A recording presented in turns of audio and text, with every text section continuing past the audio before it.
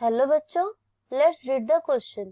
Can we give any desired charge to a capacitor?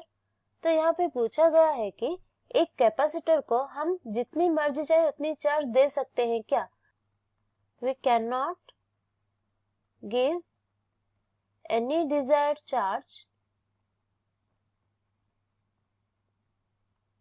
To a capacitor. तो ऐसा क्यों होता है ये अब हम समझेंगे।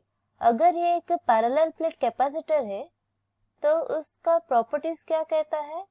उसका एक प्लेट क्या होता है, प्लस क्यू चार्ज अगर होता है, दूसरा प्लेट माइनस क्यू चार्ज होता है। अगर उन दोनों के बीच डिस्टेंस अगर डी होता है और उस प्लेट का प्लेट एरिया अगर ए होता है तो उसका कैपेसिटेंस कितना हो जाएगा? इसे अगर हम C लिखेंगे तो C is equal to epsilon naught A by D होता है।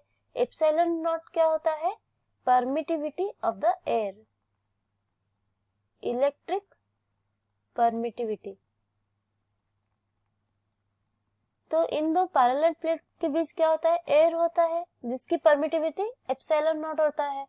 तो जब ये कैपेसिटर का capacitance epsilon naught A by D होता है और उसका वोल्टेज ड्रॉप अगर भी होता है तो वोल्टेज क्या हो जाएगा? Q बाई C हो जाता है वोल्टेज।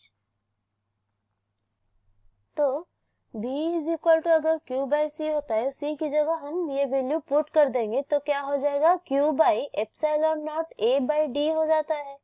तो V इज इक्वल टू क्या हो जाएगा? QD into epsilon naught A। तो ये हो जाएगा वोल्टेज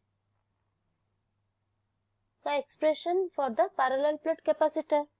तो यहाँ पे क्या होता है, जब अगर हम इस प्लेट के बीच वोल्टेज को अगर बढ़ाते जाएंगे तो एक ऐसा वक्त आएगा, ब्रेकडाउन हो जाएगा, जिसकी वजह से इस पैरेलल प्लेट कैपेसिटर के बीच क्या होगा? करंट फ्लो करने लगेगा और वो कैपेसिटर क्या हो जाएगा? ब्रेकडाउन हो जाएगा।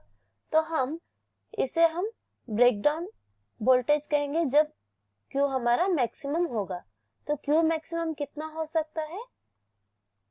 Breakdown voltage into epsilon naught A by D हो जाता है। ये हमारा मैक्सिमम चार्ज का वैल्यू हो जाता है। तो हम कह सकते हैं एक कैपेसिटर को हम कितनी भी डिजायर्ड चार्ज नहीं दे सकते, उसका एक मैक्सिमम वैल्यू होता है Vd into epsilon naught A by D. Vd क्या होता है? Breakdown voltage.